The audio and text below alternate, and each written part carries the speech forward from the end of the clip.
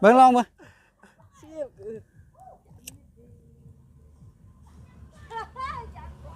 โอ้ จังซี่เลยเนาะ ไม่เท่าอันดูดอันนี้จักปีแล้ว 3 ปี 4 ปีอ่ะ อันบุญฮึบ เลลา ลองเบิ่ง เต้นเบิ่งฮึบเลยแอลพุ่นแอลสบายดีพ่อแม่พี่น้องเนาะยินดีต้อนรับทุกท่านบ่ว่าจะอยู่ในประเทศต่างประเทศเนาะบาวลีก็ขอต้อนรับเข้าสู่ช่องของบาวลีอีกคือเก่าคือเดิมพ่อแม่พี่น้องมาพบพ่อกันได้มื้อนี้เนาะอยู่ป่าโถเส้นทางเนาะยาวขาดลาดเลยพ่อแม่พี่น้องพอดีเฮาเดินทางพูดออกจากเมืองมาแล้วก็มาพักอยู่เขตบ้านปุงพ่อแม่พี่น้องหลังจากนั้นก็จะมุ่งหน้าไปที่เมืองหลวงน้ำทาเนาะแต่ว่ามาฮอดนี่อันนี้เป็นหมู่บ้านบ้านซอดพ่อแม่พี่น้องเนาะเสียงว่าเฮาเคยกายมาเทื่อนึงแล้วก็มาเห็นผู้เฒ่านะอยู่นี่เนาะคนเดียวเนาะเฮาเคยให้กันช่วยเหลือก่อนหน้านี้ครั้งนี้เฮาก็เลยแวะมาเยี่ยมยามทำข่าวเพิ่นอีกเทื่อนึงเนาะนะพ่อแม่พี่น้องเนาะนี่เนาะทางดำเบาลาวกับครูดอยก็อยู่พูนเนาะนี่เป็นเฮือนน้อยๆนี่แหละพ่อแม่พี่น้องเฮือนเพิ่นเนาะเส้นทางเนาะเส้นทางที่เขาจะไปเนาะยังยาวไกล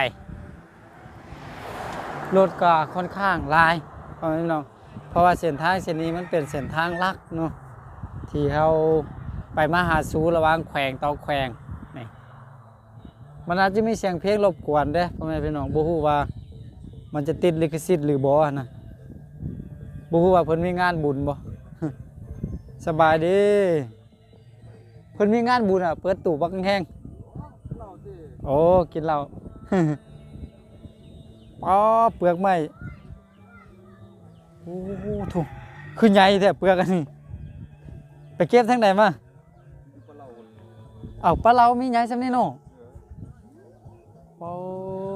หนูฝ่ามือหนึ่งเพิ่นซื้อกิโลเท่าไหร่เดี๋ยวนี้15,000โอ้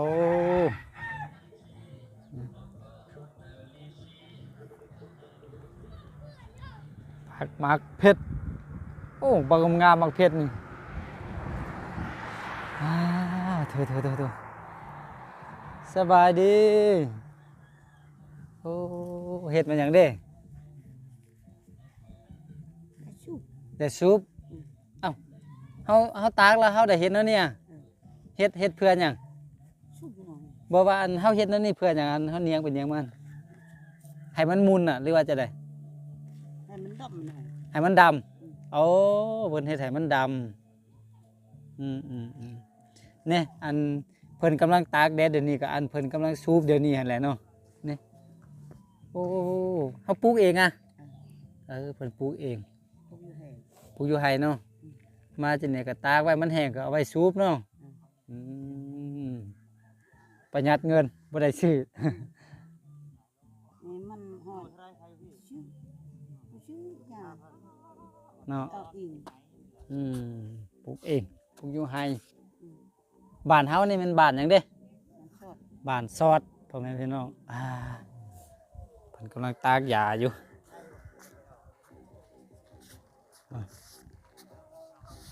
โอ้เฮือนเพิ่น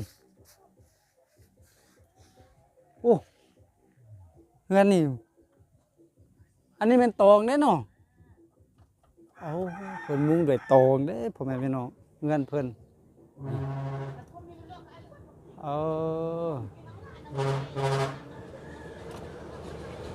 เป็นตองเนาะ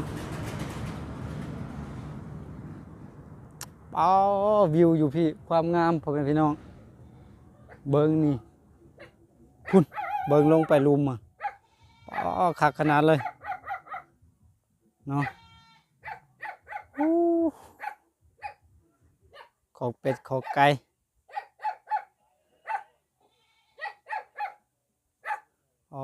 ฮือนเพิ่นถือว่าหนึ่งแล้วได้เฮือนกันเนาะสบายดีตักเข้าอ่ะเข้ามันยังเข้าให้เขานะ เขาให้ โอ้มันบ่แห้งอ่ะ มันตอนเฮาหูดมันยังบ่แห้งนี่ โอ้ อันนี้เฮาสิซี่ย่านมันสิอืด โอ้เฮาอยาก ตากให้มันแห้งนึงแล้วก็สิมันบ่คือนะ ไปสีจึงสบายเนาะ มันคือของสิเฮาใส่น้ำมันอันนี้ของสิไฟอะ โอ้ มันบ่แห้งก็ว่ามันก็มันอืดเลย ย่านฮู้ ของสิเฮาใส่น้ำมันคันมันอืดเฮายังเร่งจักมันก็ ไปเนาะ ไปอันนี้ระบบไฟอืดอันหนึงมันก็อืดอันนี้ก็ดับ เนาะย่านใดซอดเนาะ อืม เฮามีอะห้องสีนะ นี่ อยู่เฮือนหั่นน่ะ เออ อันนี้เฮือนเจ้ามันน่ะ เออ โอ้มีอยู่ในเฮือนแหละ อืม เออป้าโถูได้หลายบ่เขาให้ปีนี้ ได้200 10เป้า แค่200เปล่า สองสองหลังคาเรือน อ๋อ2ลัง แม่กับเขาเลยทางนี้ก็บ่เนี่ย เนาะแม่เจ้าก็อยู่นี่ติ แม่อยู่คน อยู่คนละเฮือน แต่ว่ากินข้าวน้ำกัน กินตั้งกันเนาะ ต่างกัน ให้เฮ็ดนำกัน เอาให้เฮ็ดน้ำกัน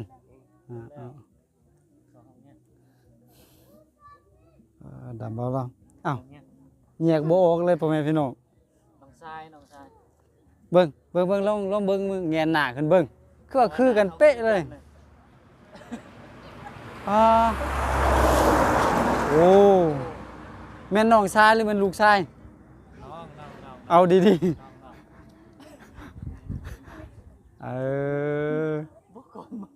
ๆตะกี้คือว่าเอาเงินเอาค้ำให้กันเล็กๆน้อยๆอยู่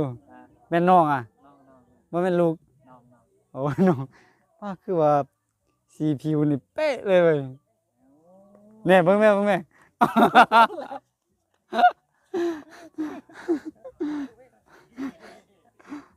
เฮาบ่น่าท่วงเลย ถ้ามีดำเอาเรานั่งอยู่บ่เป็นหยังเนาะบาลีท่วงหนีเลยยกพ่อแม่พี่น้องยกอ่า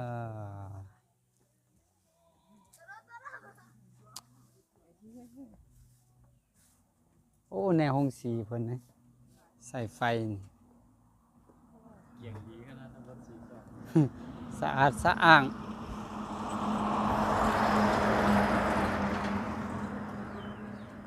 ดำมาแล้วพิจารณามันเป็นหยังคือใส่2หลักบนนี่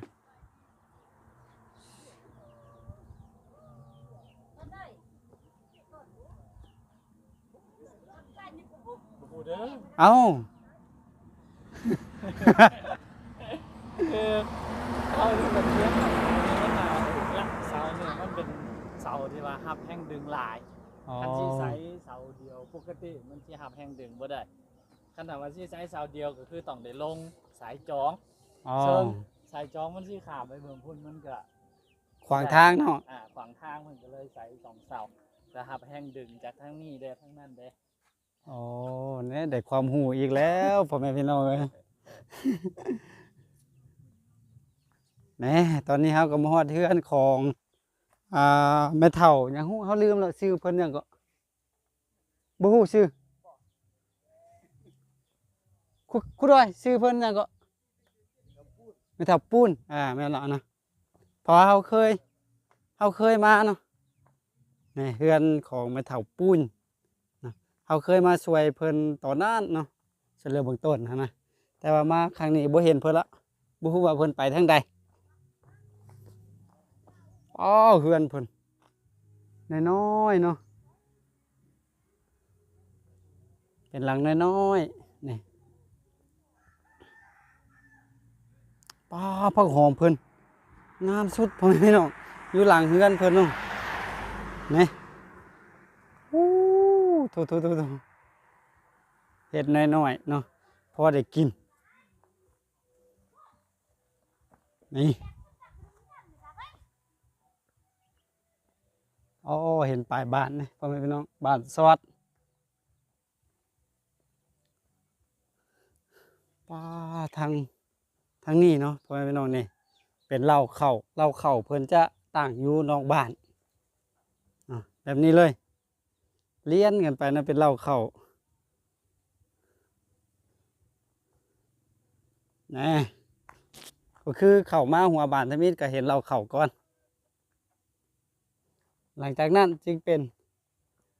บ้านเฮือนของเพิ่น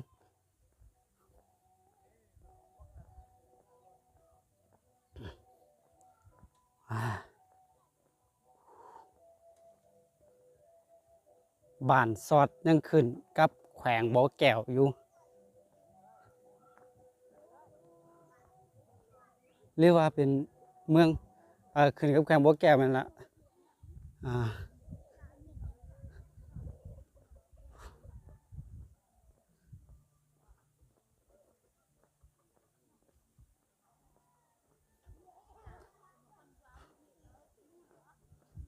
คุณดอยบ้านซอดนี่ยังขึ้นอยู่กับแขวงบ่อแก้วได้เนาะเป็นบ้านสุดท้าย บ้านสุดท้ายเนาะ น่าจะ พอดีมีเด็กน้อยมาอยู่ เขาจะไปเอิ้นกันมาแล้ว บอกเขาเจะเอินนะ บอกแล้วนะ ตัวสิแจ็คดิ บ่เกียมไว้ให้ โอ้คือคักแท้ซะหน่อย คักโพสต์พ่อแม่พี่น้องเอ้ยบอกเด็กน้อยมาหลายแล้วเนาะบอกเขาเจ้าแล้วถ้ามีคนไปเอาบ่มีคนแหละ บ่มีที่บ่ บอกอีกไหม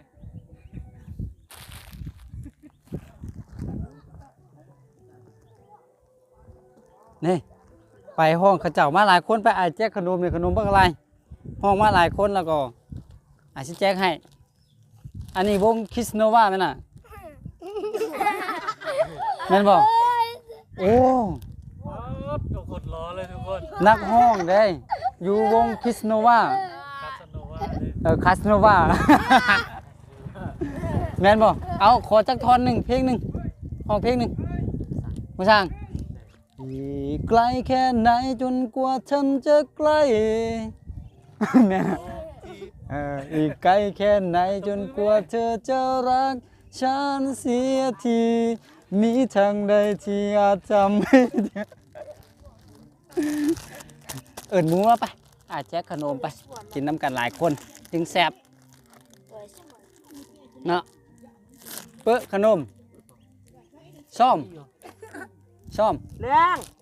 บ่แม่นฮู้เป็นชนเผ่าหยังฮู้อันชุน้องเป็นชนเผ่าละเมียดอ่ะโอ้ซ่อมเนาะซ่อมมันกินมั้ยน่ะแน่ กินขนมภาษาบ้านเฮาว่านั่นแหละ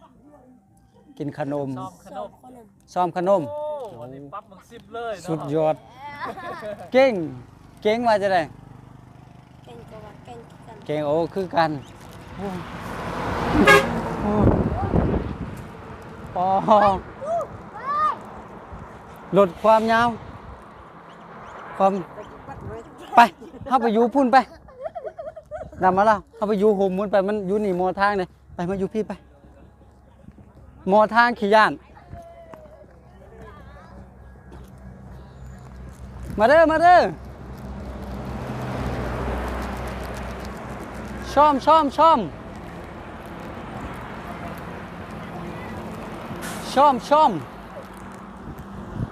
มขนมเอ้าเสียงเพลงแห้งแทะมาเลยเบิ้งรถเด้อเบิ้งรถเด้ข้ามทางมาน่ะบ่ตัวแล้วเอาขนมให้แท้ๆนี่แหละมาช่อมเบิ้งรถเด้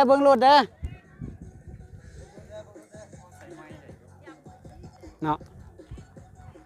เบิ้งรถเด้อข้ามทางนะวงคริสโนวาพยายามจะทำวิธีต่างๆให้เธอนั้นรักฉันตัวมือพยายามทุกวันมอบให้ทุกอย่างที่เธอต้องการเหมือนเดินบนสะพานที่เธอให้ฉันเธอแม่นะ ห้องผิดพลาดประการใดขอโทษขออภัยนำเนาะ ต้นฉบับแล้ว บ่ต้นฉบับห้องต่างเฮา ก็ห้องมวนเฮา แม่นเข้าห้องผิดเฮานี่ห้องถึกแล้วแต่เข้าไปห้องผิดอันต้นฉบับอันนั้น โอ้บ่ได้นะ เอ้าเสียงคือดีแท้ร้องจากบ้านมื้อฮึบ เลลา เอาลองเบิ่งเต้นมึงฮึบเลยแอลผู้ใดอ่อนก็มูลองเฮ็ดเบิ่งแอล บ่ได้เต้นงามซ้ำนี่ได้หลาย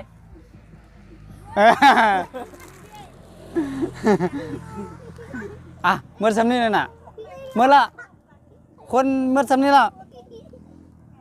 มีแต่ซ้ำนี้อาจุน้องบ่ไปโรงเรียนน่ะ บ่ได้เข้าปัก พักมื้อนี้วันหยัง มันพุธมันพูดแต่พัก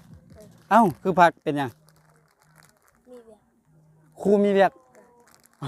ครูมีเวียกเอาเอาปะ นุบทิศ ฮะ กะทิหนู ขอบใจเด้อขอบใจ ใจเหรอใช่ เปลี่ยนกันเนาะ กะทิหนู เอามื้อหนึงให้เม่นป้าบ่ยอมปล่อยบักแข็งๆโดยเอ้ามีดอกไม้พร้อมมือบักแข็งๆที่บ่ยอมปล่อยแล้วขนมอ่ะ ใน โอ้เพิ่นกันอยู่คอ นุบใจเหรอ เข้าใจเด้ออันเปลี่ยนกันเนาะเนาะเปลี่ยนกันเนาะ โคตรเท่ เอ้ยเสือตะกุ่น เปลี่ยนอ่ะ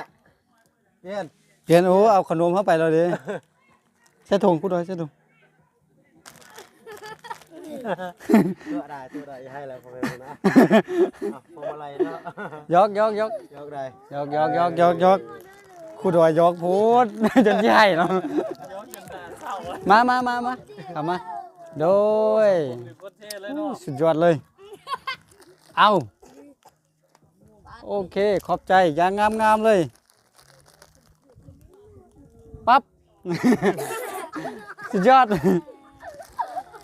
เอาขอบใจได้ลูก เอาคือเฮ็ดจังนั้นขอบใจงามๆโอ้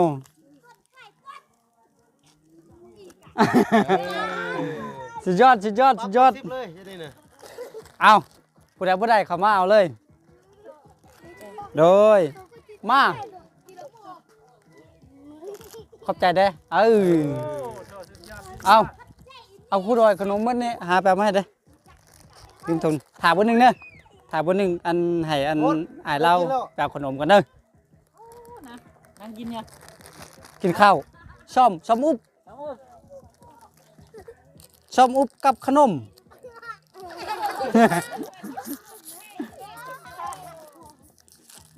ซ่อม กินเลยถ่าบนหนึงอ้ายให้ตื้อมาหนึ่งเด้อ ซ้ำ ซ่อมเบิ่ง ซ้ำเลย ซ่อมเลยยัง กินหนาว เดี๋ยวนึงเอา โอ้ขอบใจเอาน้อยนั่งหนึ่งโอเคมายังผู้ใด หมดแล้ว ครบครับ ทำใจ โดยอู้เว้าแจกขนาดใช่ยังผู้ใดยังคริสโนวา หมดแล้ว เฮ้ยสุรวะ เพิ่นน่ะ เปิ้นหน้าบ่นูแมนเลยหัวหน้าวงเจ้าตีกลองแม่นน่ะ เจ้าเป็นมือกลองแม่นบ่แน่แม่น นั่นน่ะ แม่น โอ้มาไก่ได้ซะนะ หยอกเด้อว่าเป็นหยังหยอกหยอกเมื่อละได้เมื่อละติเมื่อละเนาะโอ้พุ่นไปให้ผู้ใหญ่ได้อไป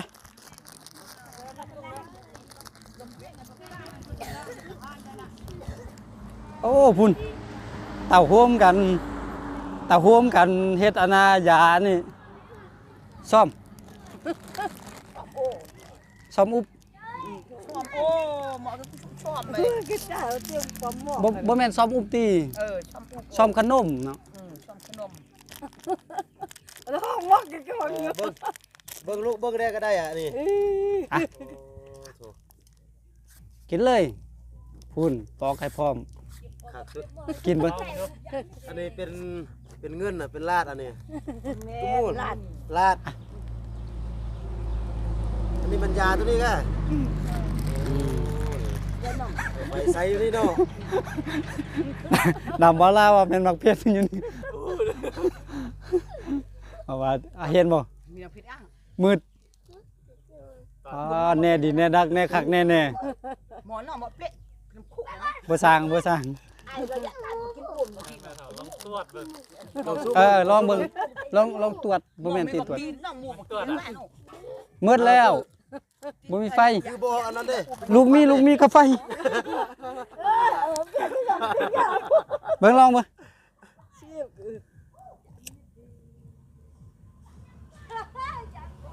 โอ้ จังซี่นี่เนาะ